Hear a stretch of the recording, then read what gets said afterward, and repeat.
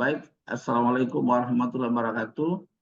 Waalaikumsalam warahmatullahi wabarakatuh. Ujian komprehensif atas nama Eka Dewi Rahmawati. Kita mulai dengan baca basmalah. Disilakan buat Saudari Rahim. Eka Dewi Rahmawati untuk dapat mempresentasikan, dapat menjelaskan, mendeskripsikan eh, terkait dengan teori belajar dan pembelajaran, di mana teori belajar dan pembelajaran dalam implementasinya pada proses pembelajaran adalah beberapa teori yang disampaikan oleh para ahli, dimintakan kepada saudara untuk bisa menjelaskan tentang teori-teori dimaksud. Waktu Anda 20-25 menit untuk dapat menjelaskan dan terkait dengan proses pembelajaran, Anda bisa menjelaskan beberapa hal terkait dengan modul belajar di,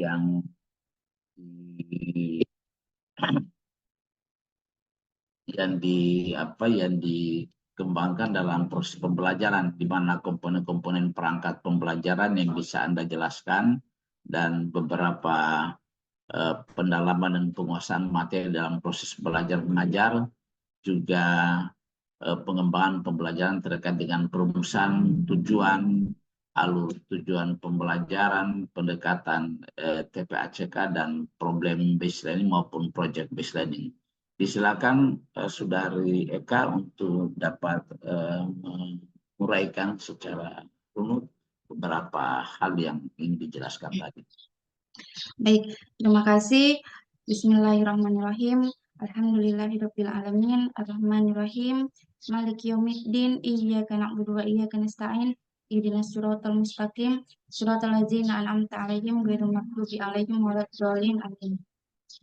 Rabbi shrah li sadri wa yassir li amri wahlul 'uqdatam min lisani yafqahu qawli. Baik, terima kasih untuk kesempatan kepada saya. Terima kasih Pak Dekan. Baik, saya akan menjelaskan eh, terkait teori belajar dan teori pembelajaran. Nah, yang saya ketahui, teori belajar itu ada 4. Yang pertama, teori kognitivisme, teori konstruktivisme, teori behaviorisme, dan teori humanisme. Teori konstruktivisme. Nah, teori yang pertama ini dicetuskan oleh Jean Piaget dan Jerome Brunner. Dalam teori ini, menurut teori ini, siswa itu membangun pengetahuan mereka sendiri melalui pengalaman belajar. Dalam prinsip merdeka belajar atau di dalam kurikulum merdeka atau bisa kita kaitkan di dalam proses pembelajaran, eh, di sini konstruktivisme ini atau teori ini memberikan kebebasan kepada siswa. Jadi guru memberikan kebebasan kepada siswa untuk siswa itu mengeksplorasi, menemukan ataupun dapat memahami bagaimana konsep di dalam pembelajaran itu atau materinya. Jadi eh, melalui pengalaman belajar aktif. Nah, di dalam pembelajaran ini, guru memberikan kebebasan kepada siswa apa yang mereka ingin lakukan di dalamnya, tentu dengan pengawasan guru. Nah, pembelajaran ini difokuskan pada kegiatan yang memungkinkan siswa itu membangun pengetahuan mereka sendiri berdasarkan pengalaman mereka di dalam pembelajaran. Nah, kalau saya kaitkan dengan eh, modul ajar saya PJBL, jadi di sini saya memberikan eh, kebebasan kepada siswa. Di modul ajar saya saya meminta siswa bersama-sama pada per kelompok untuk membuat poster. Nah, poster ini sebelumnya sudah saya dan siswa eh, susun alat-alat dan medianya. Kemudian pada pembelajaran, pada kegiatan intinya, saya membagikan ini alat dan bahannya itu, alat bahan poster kepada siswa dalam bentuk kelompok. Nah, di dalam bentuk kelompok ini saya bagi berdasarkan banyaknya jumlah siswa di dalam kelas itu. Tapi di dalam eh, membuat proyek ini, eh, saya membagikan alat dan bahan yang sama kepada setiap kelompok. Jadi pada setiap kelompok ini saya atau guru meminta kepada siswa untuk silahkan berkreasi sebaik mungkin untuk bisa membuat atau menyusun apa poster ini. Nah, kemudian nanti hasil proyeknya ini akan nanti kemudian siswa mengeksplorasikan bagaimana mereka menemukan dan memahami cara pembuatannya atau memasukkan materi di dalamnya ini sesuai pemahaman mereka.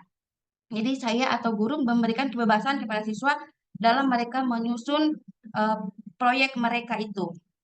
Nah, kemudian ada teori yang kedua adalah teori behaviorisme. Nah, teori ini dicetuskan oleh Gardner dan Berlin. Jadi teori behaviorisme itu dicetuskan oleh Gardner dan Berliner. Nah, teori ini menekankan pada teori ini dikenal dengan stimulus dan respon. Jadi teori ini dikenal dengan stimulus dan respon. Pada teori ini menekankan pentingnya penguatan dari seorang guru untuk bisa untuk bisa membentuk perilaku siswa. Nah, di dalam konteks Merdeka Belajar atau di dalam kurikulum Merdeka atau di dalam pembelajaran, teori ini sangat membantu siswa atau membantu guru juga dalam mengarahkan perilaku positif melalui penghargaan atau penguatan dari guru yang diberikan saat siswa itu menunjukkan hasil belajar. Nah, hal ini menciptakan lingkungan belajar yang menghargai usaha dan pencapaian siswa. Nah, di dalam teori behaviorisme ini, siswa itu sangat dikenal dengan siswa itu sudah dikatakan belajar atau ada pengalaman belajar jika siswa sudah mengalami perubahan perilaku. Jadi teori ini sangat dikenal dengan itu yang tadi yang saya sempat jelaskan bahwa teori ini dikenal dengan stimulus dan respon. Jadi dikatakan sudah belajar siswa itu apabila sudah terdapat perubahan perilaku. Jadi seperti misalnya ketika siswa itu sudah mendapatkan hasil belajar, kalau saya kaitkan dengan modul ajar saya, nah di sini siswa setelah diberikan pemahaman, setelah diberikan penguatan oleh guru, penjelasan oleh guru di dalam materi itu, siswa selanjutnya mengerjakan yang tadi proyek, kemudian mendapatkan hasil dari proyek itu. Hasil perubahan perilaku di sini terdapat pada adanya proyek yang dibuat oleh siswa. Nah, jadi penghargaan atau penguatan yang diberikan saat siswa menunjukkan hasil belajar itu, itulah yang sangat yang sangat menempel atau yang sangat dikenal pada teori behaviorisme ini, yaitu adanya perubahan perilaku oleh siswa. Kemudian yang ketiga ada teori humanisme. Teori humanisme ini dicetuskan oleh Abraham Maslow dan Carl Rogers. Nah, teori humanisme ini menekankan pada pentingnya mengembangkan potensi diri siswa secara utuh atau secara menyeluruh. Nah, termasuk aspek emosional, aspek motivasional, dan sosial. Nah, kalau kita kaitkan dengan kurikulum Merdeka Belajar atau pembelajaran atau dikaitkan pada pembelajaran, teori ini sangat terkait dengan humanisme karena di sini guru menghargai individualitas siswa atau diri siswa atau usaha siswa dan memberi ruang bagi perkembangan emosional dan sosial siswa. Pembelajaran yang dirancang berdasarkan teori ini eh, berfokus pada kebutuhan dan minat siswa, sehingga mereka merasa bermakna dan termotivasi untuk belajar. Nah, jika dikaitkan dengan pembelajaran PJBL dalam pembelajaran, eh, teori humanisme ini berfokus pada potensi dari siswa atau potensi dari individu itu. Jadi, pertama, guru itu harus menyesuaikan dengan kebutuhan dan minat gaya belajar siswa, dan kemudian mendukung perkembangan sosial emosional. Misalnya, di dalam PJBL kan ada diskusi kelompok. Nah, itu guru mendukung pengembangan sosial emosional siswa di dalam kelompok, membangun keterampilan interpersonal siswa bersama kelompoknya. Jadi masing-masing individu di situ akan mengalami perubahan, akan mengalami pengembangan sosial emosionalnya. Berikut di dalam teori ini menciptakan lingkungan belajar yang mendukung. Jadi guru harus menciptakan lingkungan belajar yang mendukung di dalam pembelajaran itu. Dan kemudian guru juga harus bisa mengintegrasikan minat dan kebutuhan siswa. Jadi teori humanisme ini lebih fokus pada potensi dari siswa tersebut. Berikut teori yang keempat ada teori kognitivisme. Nah, teori kognitivisme ini teori yang dicetuskan oleh Jean Piaget. Eh, Pada teori ini lebih dikenal dengan pikiran atau pengetahuan kognitif. Jadi teori ini dicetuskan bersama Lev Vygotsky. Teori kognitivisme menekankan bagaimana informasi diproses dan diorganisir dalam pikiran siswa. Modul ajar yang dirancang sesuai dengan teori ini memberikan pengalaman belajar yang baik. Jadi pada pembelajaran nanti guru fokus kepada bagaimana individu itu memproses dan menyimpan informasi melalui pengalaman belajar tersebut.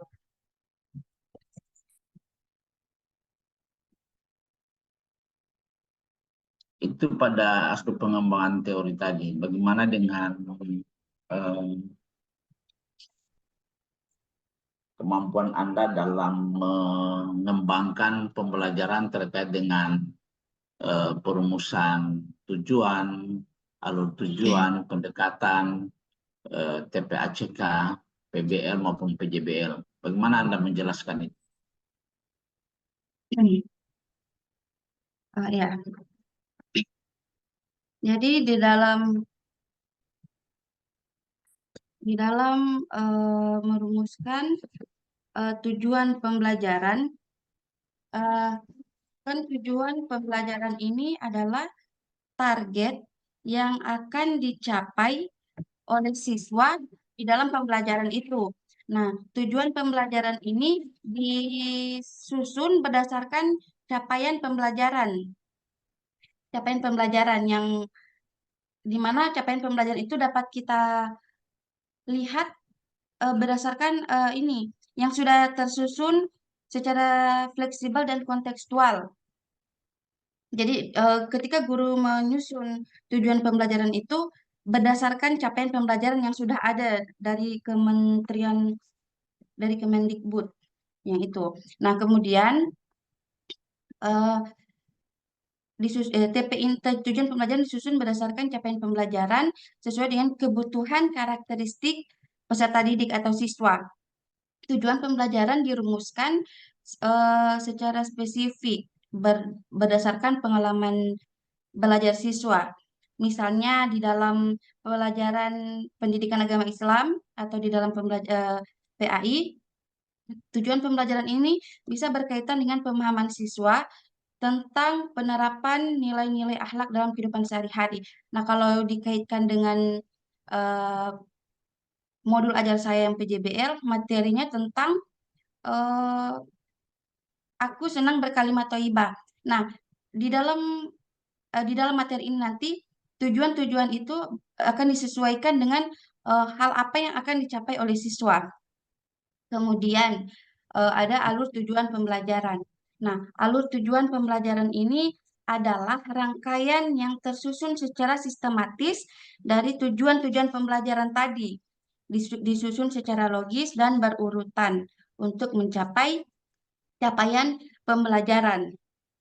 Nah, alur tujuan pembelajaran dalam kurikulum Merdeka ini dalam mengembangkan kompetensi siswa secara berkelanjutan dan membebaskan guru menyesuaikan pembelajaran dengan eh, ritme belajar siswa, artinya menyesuaikan dengan kemampuan siswa. Jadi alur tujuan pembelajaran ini tidak harus mengikuti urutan kronologis buku teks. Jadi guru bisa menyesuaikan atau bisa ya menyesuaikan, misalnya menyesuaikan dengan kemampuan siswa di dalam kelas itu. Jadi tidak harus kita mengikuti tujuan pembelajaran yang ada dalam buku, tetapi bagaimana guru bisa menyesuaikan alur tujuan pembelajaran itu dengan keadaan siswa atau situasi siswa di dalam kelas berdasarkan minat dan konteks pembelajaran di dalam kelas. Nah, kemudian TPACK. TPACK ini adalah pendekatan yang mengintegrasikan. Jadi di dalam TPACK ini tidak hanya bagaimana pengetahuan guru, tetapi juga dikaitkan, ada kaitan dari pengetahuan tentang teknologi, pedagogi, dan konten di dalam pembelajaran. Jadi pengetahuan bagaimana guru menguasai teknologi di dalam pembelajaran, bagaimana pengetahuan guru dalam menggunakan teknologi dan menguasai materi di dalam pembelajaran, saling berkaitan.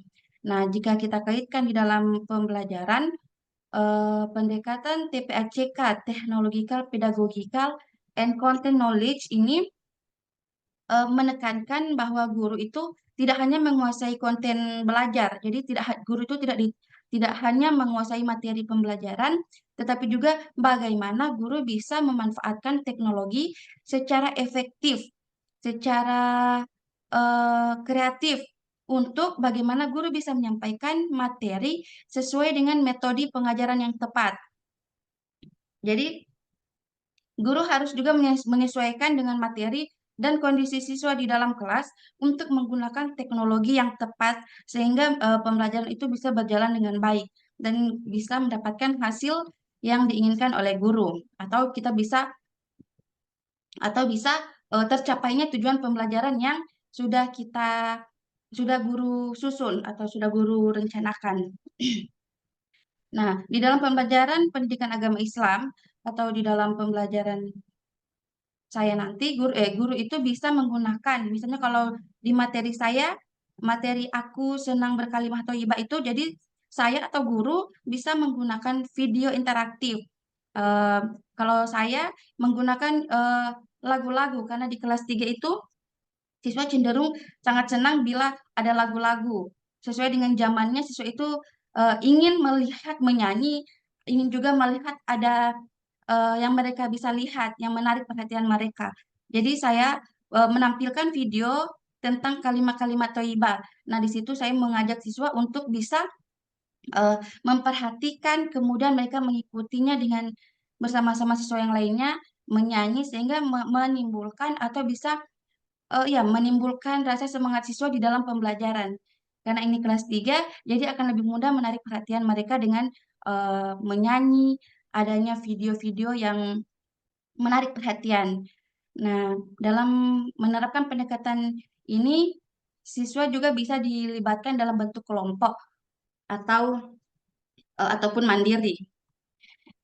Kalau kemudian PBL, kalau problem based learning merupakan model pembelajaran yang di mana siswa itu nanti diberikan masalah yang relevan dengan materi tersebut dan diajak untuk memecahkannya melalui diskusi dan eksplorasi mandiri.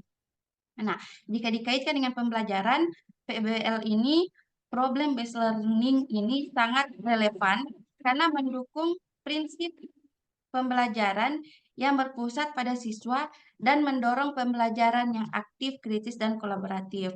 Nah, problem based learning ini membantu siswa mengembangkan keterampilan berpikir kritis dan kreatif dengan cara mencari solusi dari masalah yang dia berikan. Seperti tadi yang saya katakan, kalau kalau dikaitkan dengan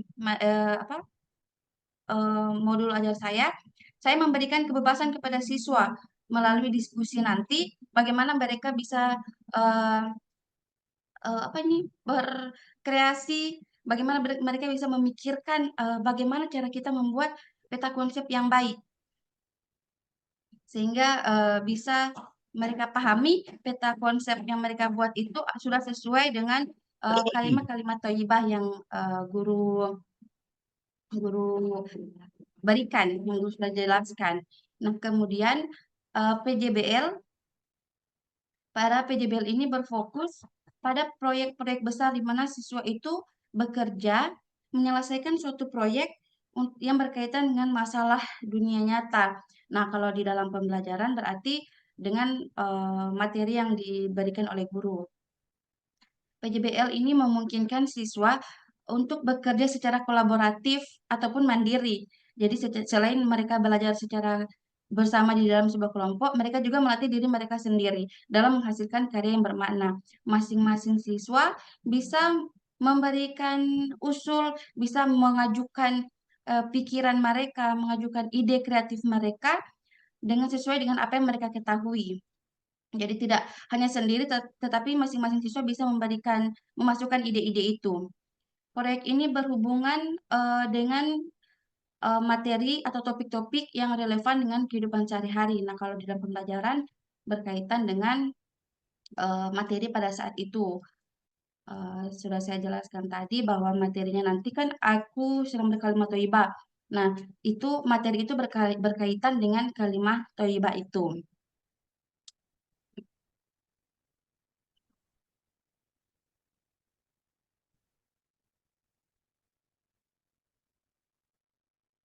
Sudah, Pak. Ya, baik. Untuk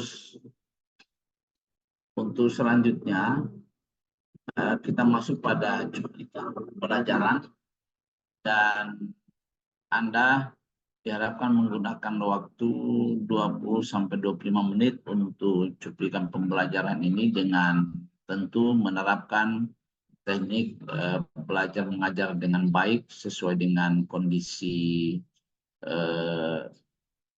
kondisi kelas yang dihadapi dalam proses pembelajaran dengan tentu melaksanakan proses pembelajaran sesuai dengan skenario pembelajaran yang dituangkan dalam modul ajar saudara. Dan karena itu Anda benar-benar melaksanakan ini secara profesional. Yang waktu Anda 20 sampai 25 menit ke depan. Oke, disilakan. Ya, baik. Assalamualaikum warahmatullahi wabarakatuh. Nah, siswa kelas 3 apa kabarnya? Baik. Apakah sudah siap untuk belajar? Siap. Duduklah dengan rapi, dengar dengan seksama. Siswa-siswa kelas 3 semuanya hebat. Alhamdulillah. Eh, Hari ini bagaimana keadaan adik-adik? Apakah sehat? Alhamdulillah. Apakah ada yang sakit hari ini? Tidak ada. Ya, alhamdulillah berarti semuanya hadir pada pembelajaran kita kali ini. Nah, adik-adik, apakah adik-adik sudah berdoa? Belum. Oh ya sudah. Kalau adik-adik belum berdoa, maka sebaiknya pembelajaran kita pada hari ini kita mulai dengan berdoa agar pembelajaran kita hari ini diberkahi oleh Allah Subhanahu wa taala. Pembelajaran kita ini bisa mendapatkan ilmu yang barokah sehingga siswa-siswa atau adik-adik bisa menyimpan ilmu, menyimpan apa yang sudah Ibu sampaikan dengan baik.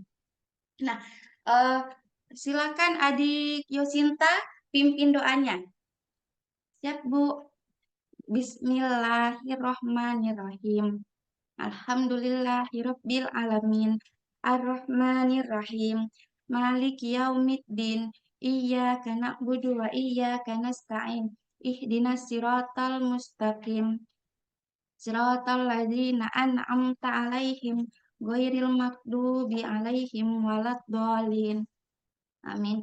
Bismillahirrahmanirrahim. Rabbi zidni ilman warzuqni fahman. Amin. Amin. Alhamdulillah kita sudah mengawali pembelajaran kita pada hari ini dengan berdoa. Insya Allah Allah terima doa-doa kita. Insya Allah Allah timpakan ilmu yang berkah kepada kita semua. Baik, sebelum kita melanjutkan pembelajaran kita pada hari ini, eh, Ibu akan mengecek hadiran terlebih dahulu. Tadi sudah ada yang mengatakan hadir, semua hadir. Nah, jadi eh, Ibu akan tetap mengecek dulu. Jadi untuk jika minggu kemarin Ibu mengecek hadiran atau absen adik-adik dengan adik-adik menjawab bukan lagi hadir, tetapi yang minggu lalu itu kan adik-adik menjawab dengan eh, siapa yang paling adik-adik sayangi. Nah, sekarang silahkan adik-adik menjawab hadir itu diganti dengan sarapan adik-adik pada pagi hari ini. Jadi kalau ada yang sarapannya nasi kuning, tidak apa-apa. Silakan bilang nasi kuning. Atau kalaupun tidak sarapan, ya tidak apa-apa. Bilang saja tidak sarapan.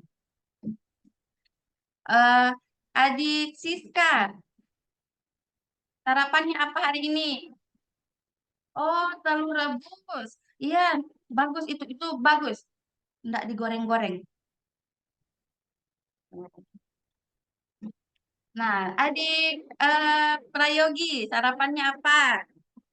Tinutuan. Oh ya, enak itu. Ibu juga suka tinutuan. Nah, sudah. eh Semuanya hadir dan alhamdulillah semuanya sehat. Eh, Selanjutnya kita akan masuk pada materi kita pada hari ini. Kira-kira hari ini kita belajar tentang apa? Nanti Ibu akan tampilkan video di mana adik-adik itu bisa memperhatikan sebenarnya apa yang kita pelajari hari ini. Tetapi sebelumnya eh, Ibu akan bertanya dulu terlebih dahulu. Adik-adik pernah dengar tidak kata subhanallah, masya Allah, insya Allah, dan Allahu Akbar? Apakah pernah mendengar kata-kata itu? Oh ya, pernah. Ya, di mana kita mendengar kata-kata itu? Oh iya, kalau kata Allahu Akbar biasa kita sering dengar di masjid. Benar sekali. Nah, kalau kata insya Allah, adik-adik pernah mendengarnya di mana? Oh iya, insya Allah itu sering kita ucapkan ketika kita akan berjanji. Ya, kata insya Allah itu biasanya kan kita mendengar orang mengatakan, insya Allah besok saya akan datang, insya Allah besok kita akan pergi ke sini, ke situ. Ya, kemudian kata apa lagi? Subhanallah dan Masya Allah. Nah, kira-kira adik-adik ada yang tahu tidak arti dari kalimat thayyibah itu? Subhanallah, Masya Allah, Insya Allah, dan Allahu Akbar. Oh, belum tahu. Ya, tidak apa-apa. Nah, sebelum Ibu lanjut pada pembahasan, terlebih dahulu Ibu akan menyampaikan tujuan pembelajaran pada hari ini. Nah, jadi pada materi kita, pada pembelajaran kita pada hari ini, tujuan pembelajarannya yang pertama adalah memahami kalimat thayyibah. Kalimat thayyibah apa? Yaitu kalimat thayyibah Subhanallah, Masya Allah, Insya Allah, dan Allahu Akbar. Nah, jadi ada 4 kalimat itu yang harus adik-adik, kalimat itu yang adik-adik harus ketahui. Kemudian, adik-adik pada pembelajaran kali ini harus bisa mengetahui apa arti dari kalimat thayyibah tadi yang subhanallah, masya Allah, insya Allah, dan Allahu Akbar. Nah, jadi kemudian pada pembelajaran ini Ibu akan fokus pada menilai bagaimana pelafalan adik-adik atau cara adik-adik mengucapkan kalimat-kalimat thayyibah dan bagaimana pemahaman adik-adik tentang arti dari kalimat thayyibah tersebut. Nah, selanjutnya kita akan masuk pada materi. Nah, materi kali ini berjudul tentang Aku Senang Berkalimat Thayyibah. Apa adik-adik kalimat thayyibah itu? Ada yang tahu arti kalimat thayyibah? Ada yang tahu? Pernah dengar tidak?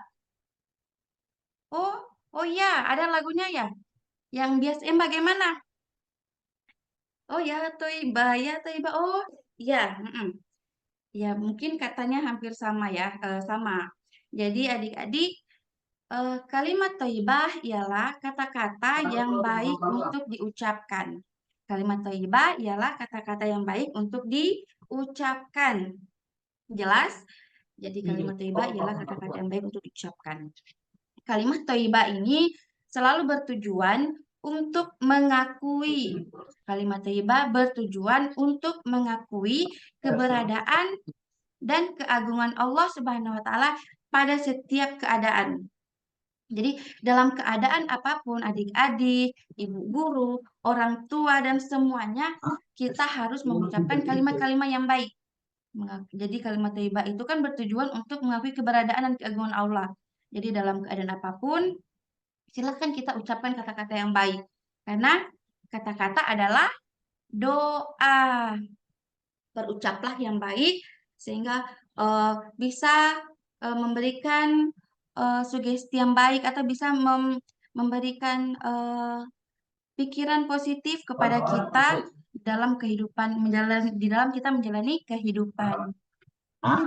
Nah, selanjutnya kalimat thayyibah juga merupakan zikir. Tahu zikir? Ya, kita mengucapkan zikir untuk senantiasa ingat kepada Allah Subhanahu wa taala. Bukan hanya manusia. Jadi adik-adik mengucapkan kalimat-kalimat thayyibah ini bukan hanya manusia. Yang berzikir itu bukan hanya manusia, tetapi juga malaikat, tumbuhan, gunung, bahkan burung pun ikut mengucapkan kalimat thayyibah. Jadi bukan hanya kita manusia. Nah, selanjutnya adik-adik, apa sajakah kalimat thayyibah itu?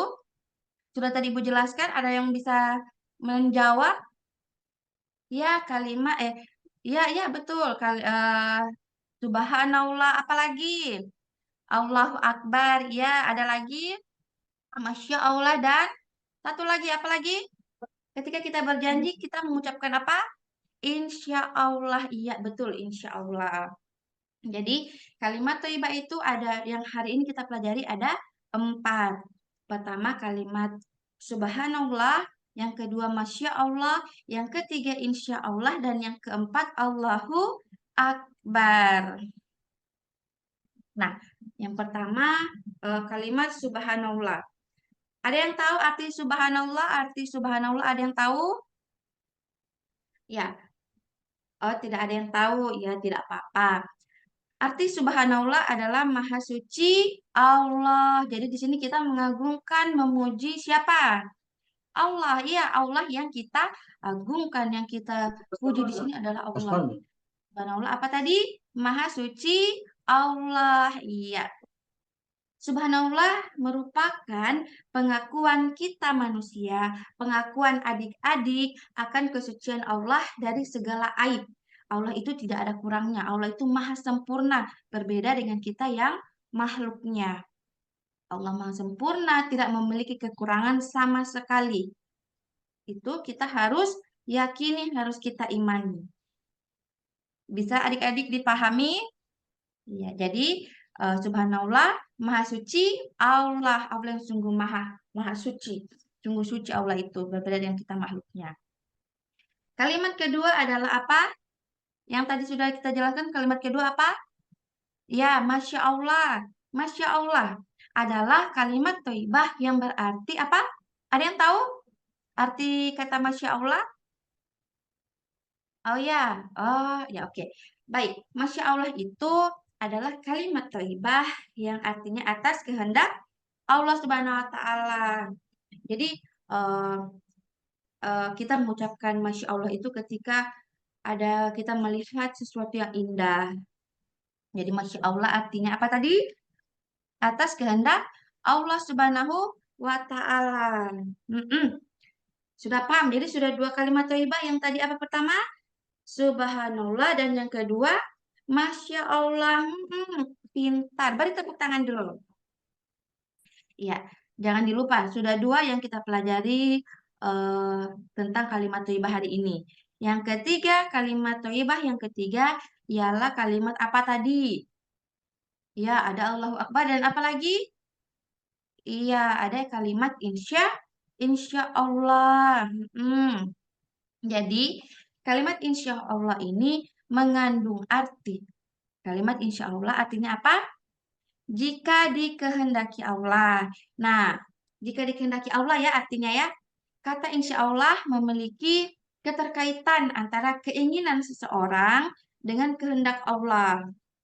Artinya, adik-adik harus meyakini bahwa kehendak Allah Subhanahu wa Ta'ala itu terkait dengan kegiatan kita di masa yang akan datang. Insya Allah. Jadi, sama seperti tadi Ibu jelaskan, jika kita berjanji, maka kita mengucapkan apa? Kata apa? Insya Allah. Seizin Allah, jika Allah berkehendak. Nah, jadi sudah ada tiga. Sudah ada tiga kalimat thayyibah. Yang pertama apa lagi tadi? Apa? Subhanallah. Yang kedua, Masya Allah. Dan yang ketiga, Insya Allah. Nah, sekarang kalimat thayyibah yang keempat yang akan kita pelajari hari ini adalah kalimat atau kata yang sering adik-adik dengar setiap hari.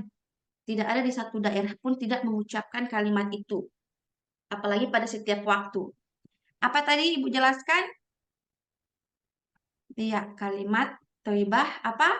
Allahu Akbar. Ya, kalimat thayyibah Allahu Akbar itu adalah kalimat takbir. Jadi, adik-adik pernah mendengar kata Allahu Akbar itu di mana? Ya, waktu azan ada Allahu Akbar, Allahu Akbar. Ya, itu. Kemudian apa lagi? Ya, oh iya, itu ketika sholat Idul Fitri atau Idul Adha. Itu ada takbiran, bisa kita sebut di daerah kita itu takbiran. Mereka memuji, mengagungkan Allah di saat hari kemenangan kita sebagai umat muslim setelah berpuasa selama 30 hari. Jadi kalimat Allah Akbar itu sering kita dengar. Bahkan ada yang ketika dia kaget, dia ucapkan Allahu Akbar. Melihat sesuatu yang indah, Allahu Akbar. Apapun bisa kita ucapkan. Jadi seperti tadi Ibu jelaskan di awal pembelajaran bahwa kalimat-kalimat thayyibah ini bisa kita ucapkan dalam keadaan apapun. Kita mau sedih, kita mau bahagia, mau apapun itu kita bisa mengucapkan kalimat-kalimat thayyibah ini. Dulu Ibu kalau rasa takut, ada kalimat-kalimat thayyibah yang bisa kita ucapkan. Oke, selanjutnya. Adik-adik, kalimat thayyibah itu adik-adik ucapkan saat seperti apa? Tadi sudah sempat Ibu jelaskan. Ibu beritahu ke adik-adik. Nah, sekarang adik-adik kalimat thayyibah itu bisa kita ucapkan saat sedang apa? Ya, ya. Kalimat thayyibah subhanallah, masya Allah, insya Allah, dan Allahu Akbar diucapkan kalimat thayyibah masya Allah dan subhanallah dan Allahu Akbar bisa kita ucapkan saat kita takjub akan kebesaran Allah Subhanahu wa Ta'ala. Iya, jadi ada kemiripan. Jadi kita bisa mengucapkan kalimat-kalimat itu ketika kita melihat sesuatu yang indah, sesuatu yang megah, sesuatu yang mengejutkan, yang membuat kita takjub. Nah, sedangkan kalimat insya Allah bisa diucapkan saat kita menyampaikan janji atau rencana yang akan datang. Tadi sudah Ibu katakan, misalnya ketika adik-adik, misalnya adik Yogi dengan adik Frein berjanji akan bertemu di suatu tempat. Misalnya bertemu di toko buku. Nah, silakan adik-adik bisa mengucapkan kata insya Allah. Karena kita harus dengan seizin Allah bisa bertemu. Jadi misalnya begini, Adik Yogi bagaimana cara mengucapkannya nanti? Iya, Ya, kalau sama. Adik Frein, Sama. oh iya, begitu. Jadi misalnya sama dengan tadi Adik Yogi bilang, eh Frein, insya Allah besok kita akan bertemu di toko Gramedia, toko buku kan? Nah, jadi kemudian adik Frein jawab lagi, oh ya insya Allah nanti tunggu saya di sana jam 9 pagi. Begitu. Jadi jangan lupa untuk mengucapkan kalimat insya Allah saat kita akan berjanji pada suatu rencana yang akan kita buat. Nah, itulah penjelasan Ibu tentang materi-materi ini, tentang materi kalimat thayyibah insya Allah, masya Allah, dan eh, subhanallah, masya Allah, insya Allah, dan Allahu Akbar. Nah, selanjutnya Ibu akan membagi adik-adik pada 3 kelompok. Pada 3 kelompok. Jadi, adik-adik di sini Ibu akan menampilkan sebuah video yang berkaitan dengan materi kita pada hari ini. Jadi, silakan adik-adik saksikan dulu, adik-adik lihat dulu video ini. Silakan. Nah, sudah selesai. Nah, itu di dalam video itu kan tadi sudah Ibu jelaskan tadi ada 4 kalimat thayyibah kan. Nah, dari 4 kalimat thayyibah itu adik-adik eh, sudah bisa menyebutkan kan kalimat-kalimat thayyibah tadi? Sudah? Iya, sudah. Alhamdulillah. Nah, coba adik Yosinta sebutkan kalimat thayyibah yang adik Yosinta ketahui. Iya, subhanallah, masya Allah, insya Allah, dan Allahu Akbar, ya betul adik Siska. Nah, kemudian sekarang Ibu akan membagi ke 3 kelompok. Yang selanjutnya nanti adik-adik kan ada bahan yang sudah kita buat kemarin. Nah, itu akan Ibu bagikan ke adik-adik dalam kelompok. Kemudian bahan itu akan adik-adik buat menjadi apa yang lalu Ibu udah bilang. Iya, poster. Jadi adik-adik akan membuat poster tentang kalimat toyibah. Jadi ini bahan dan alat ini semuanya sama.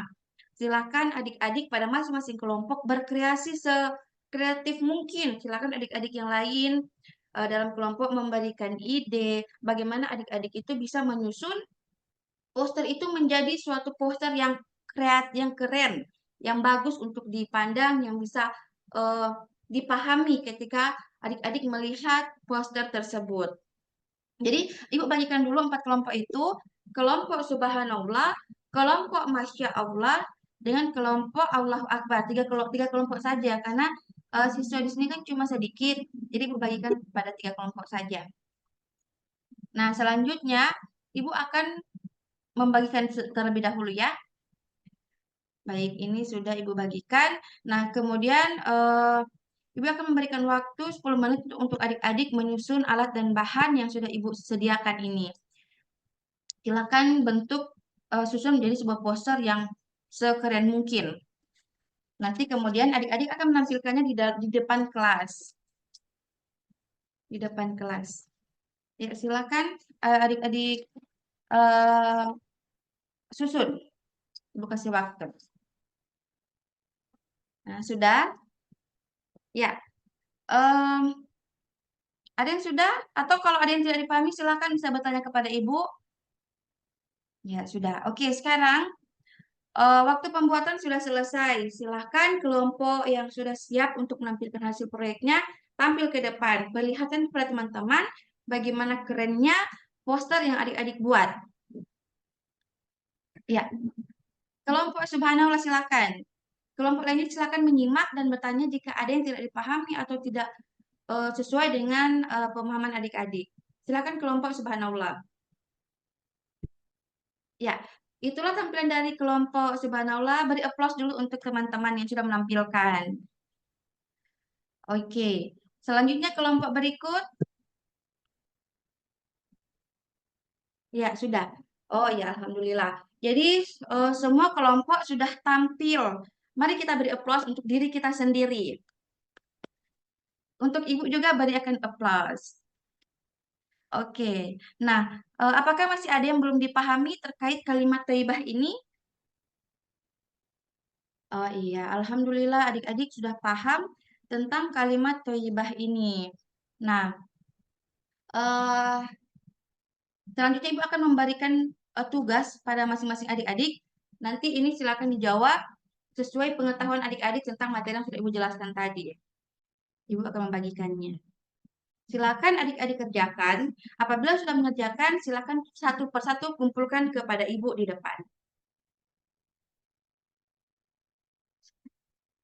Oke, sekarang lembar kerja sudah Ibu kumpulkan. Baik, tadi kita sudah belajar tentang apa? Kalimat thayyibah. Ya, sudah belajar tentang kalimat thayyibah pada hari ini. Jadi, jadi kembali Ibu jelaskan bahwa kalimat thayyibah itu adalah kata-kata yang baik untuk kita ucapkan. Ya, jadi kalimat thayyibah ini adalah kata-kata yang baik untuk kita ucapkan. Kalimat thayyibah tadi yang kita pelajari ada berapa? Ada 4. Ya, ada 4. Yang pertama kalimat subhanallah, kalimat masya Allah, kalimat insya Allah, dan Allahu Akbar. Kalau tadi Ibu jelaskan bahwa kalimat thayyibah ini bisa kita ucapkan dalam keadaan apapun. Arti subhanallah adalah maha suci Allah. Kata kalimat masya Allah adalah atas kehendak Allah Subhanahu wa taala. Kalau kalimat insya Allah adalah seizin Allah, ya jika Allah kehendaki. Dan kalimat Allahu Akbar adalah takbir yang artinya apa? Allah Maha Besar. Alhamdulillah. Jadi adik-adik sudah paham tentang pembelajaran pada hari ini. Jangan lupa untuk tetap mengucapkan kalimat-kalimat thayyibah ini pada kehidupan sehari-hari. Dan di dalamnya mengandung kata-kata yang baik untuk kita ucapkan. Tidak ada kata-kata tercela yang kita ucapkan dalam kehidupan sehari-hari jika mengucapkan kalimat thayyibah ini. Nah, adik-adik, pembelajaran kita sudah berakhir, sudah mendekati waktu istirahat. Selanjutnya nanti di minggu depan kita akan belajar tentang apa? Iya, tentang sholat. Mm-mm, tentang sholat. Adik-adik di rumah bisa mencari buku, bisa membaca buku, atau melihat di video-video YouTube bagaimana materi tentang sholat itu. Eh, nah, selanjutnya hari ini kita akhiri pembelajaran kita pada hari ini dengan mengucapkan hamdalah alhamdulillahirabbil alamin. Eh, ya, sudah selesai.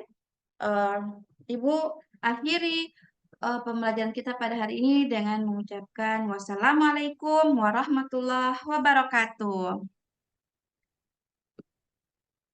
Baik, Eka, Ya, Pak. silakan dilanjutkan dengan membaca Al-Quran surah As-Sajadah.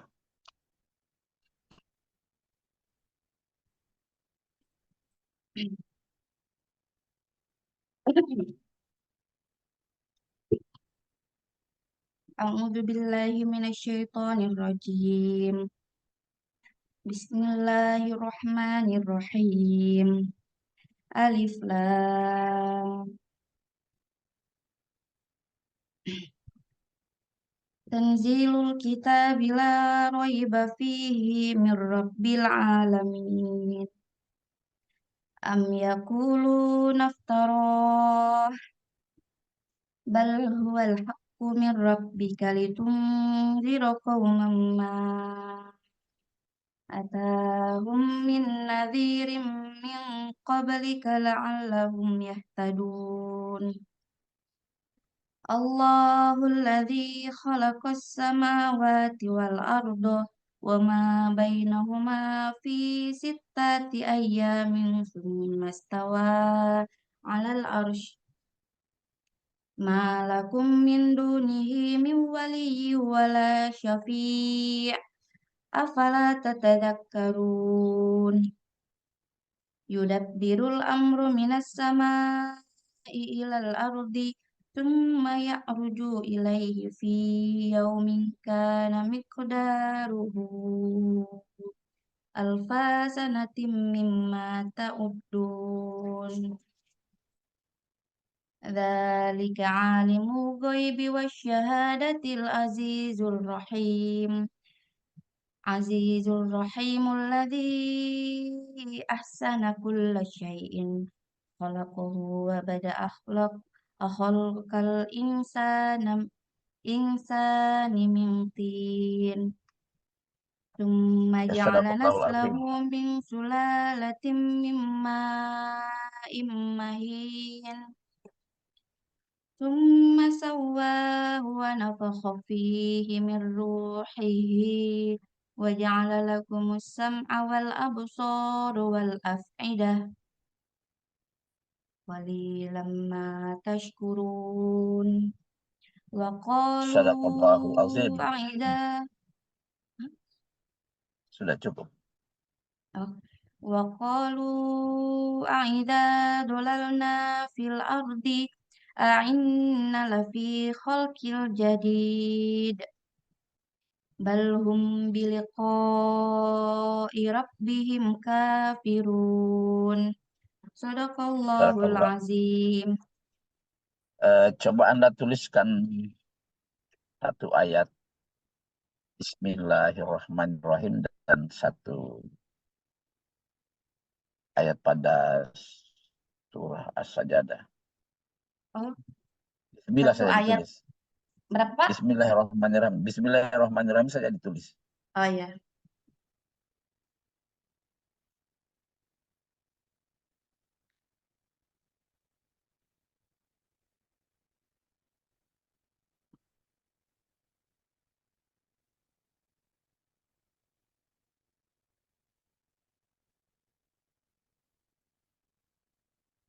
Coba tunjukkan.